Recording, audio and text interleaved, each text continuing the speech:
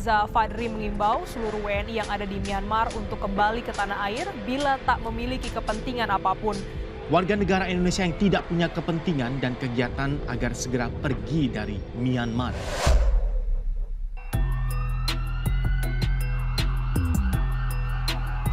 Hey, hola Indomax Indo Magazines. Nah, di sini tegang, di sana tegang, di mana-mana hatiku tegang. Begitulah kira-kira kondisi negara tetangga kita Myanmar saat ini, bos. Pemimpin Myanmar Aung San Suu Kyi sampai saat ini masih ditahan juga oleh junta militer. Sudah sebulan lebih terjadi kekacauan di negara itu, dan sampai saat ini kondisi pun masih belum menunjukkan adanya tanda-tanda akan mereda, malahan semakin amsyong.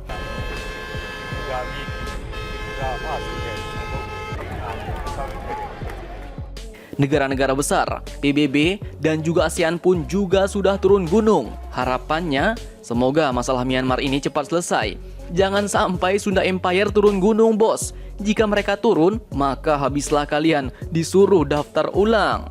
Tidak ada pemerintah yang boleh membangun pasukan atau polisi tanpa izin dari Kekaisaran Sunda Empire. Nah, terkait kondisi Myanmar yang saat ini semakin amburadul, Indonesia melalui duta besarnya di Myanmar pun sampai menghimbau agar seluruh warga negara Indonesia segera angkat kaki dari negeri seribu pagoda tersebut dan diharapkan dapat keluar dari Myanmar atau segera kembali ke Indonesia. Bahkan tak cuma Indonesia, bos. Otoritas Singapura pun diketahui juga telah menghimbau setiap warga negaranya yang ada di Myanmar mempertimbangkan untuk meninggalkan negara itu secepatnya. Himbauan-himbauan ini pun dikeluarkan saat aksi kekerasan meningkat dalam unjuk rasa memprotes kudeta dan jumlah korban yang amsyong dijemput makin pun semakin bertambah. Perlu kalian ketahui, sampai saat ini ada sekitar 500 warga negara Indonesia di Myanmar. Mayoritas WNI yang ada di Myanmar ini pun bekerja di sektor migas atau minyak dan gas, pabrik, industri garmen, dan juga ABK. Duta Besar Republik Indonesia di Myanmar yaitu Iza Fadri pun mengatakan bahwa saat ini masih ada penerbangan yang tersedia menuju ke Indonesia, bos. Nah, untuk WNI, cepetan dah pulang dulu, bos. Daripada kalian ikut amsyong di sana, kasihan juga ya kan? Apalagi kemarin sempat diberitakan bahwa mati listrik hampir satu negara, bos, yaitu di sebagian besar wilayah Myanmar. Nah, apa nggak pening ya kan? Udah kacau, mati listrik pula satu negara, sinyal HP pun tipis, mau push rank susah, Martin pun siap panen pula di sana, amsyong pula ya kan? Nah, meskipun junta militer ini dikatakan ngotot, keras kepala, tak mau dengar peringatan dari PBB dan negara-negara lain, ternyata tak semua anggota militer mereka seperti itu, bos. Dikutip dari beberapa sumber berita berikut, ternyata lebih dari 600 personel polisi Myanmar telah membelot dan melawan junta militer. Mereka pun lebih memilih untuk berpihak kepada rakyat daripada harus mengorbankan rakyatnya sendiri. Gelombang pembelotan di tubuh kepolisian Myanmar pun telah meningkat tajam sejak aksi junta militer yang semakin keras permainannya. Tak main-main, bos. Polisi yang membelot pun berasal dari berbagai macam divisi dan dari berbagai departemen kepolisian di seluruh Myanmar sebagaimana dilansir oleh The Irrawaddy. Partisipasi Kepala Kepolisian Cabang Khusus Tin Min Tun dalam gerakan protes pun akhirnya berdampak besar di lingkungan kepolisian. Bahkan seorang polisi di Yangon yang bergabung dengan gerakan pembangkangan sipil pun mengatakan bahwa dia tidak tahan melihat penderitaan yang dialami oleh rakyat Myanmar. Dan tak sembarangan, mayoritas petugas yang telah bergabung dengan gerakan protes ini pun akhirnya mengajukan pengunduran diri dari satuan tugasnya.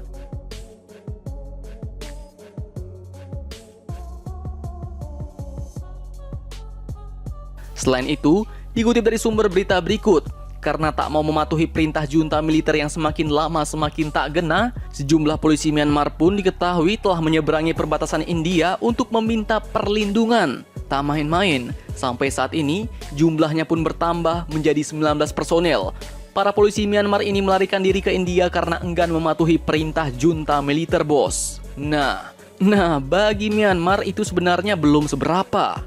Yang paling pahitnya lagi, setelah negara kacau, pemerintahan tak berjalan, dan semua saling adu bacot, kudeta ini pun membawa dampak buruk bagi ekonomi negara tersebut, bos.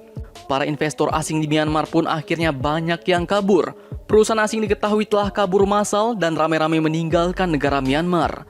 Menurut ASEAN Burma, lembaga yang mengkampanyekan hak asasi manusia dan demokrasi di kawasan ASEAN dengan fokus khusus di Burma, akibat kudeta yang terjadi, banyak pebisnis memutuskan hubungan dengan Myanmar. Militer Myanmar Tatmadaw pun diketahui telah melakukan berbagai upaya untuk menekan perbedaan pendapat di negara tersebut di tengah demo yang terjadi selama 3 pekan terakhir.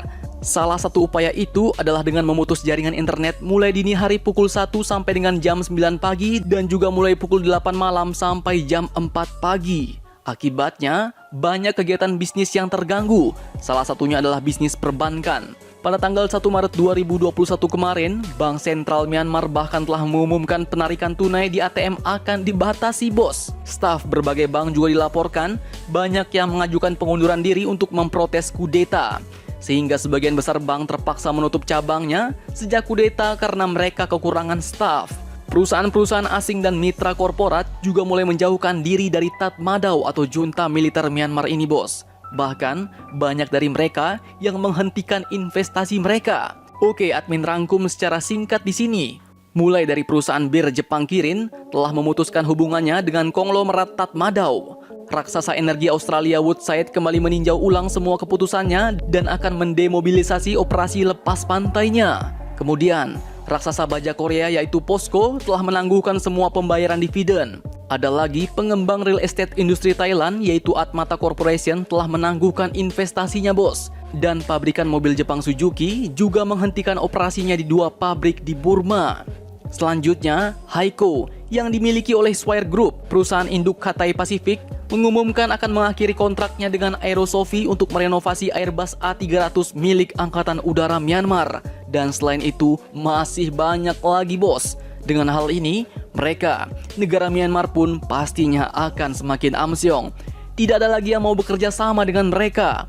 Ekonomi mereka kemungkinan besar merosot jauh, bos. Warga Myanmar pun banyak yang tidak kerja lagi dan siap-siap kemiskinan bisa-bisa akan melanda negara Myanmar. Akankah junta militer tahan dengan keadaan seperti ini? Mari kita tunggu berita selanjutnya. Harapannya, semoga masalah di Myanmar cepat selesai dan semuanya kembali normal ya, bos.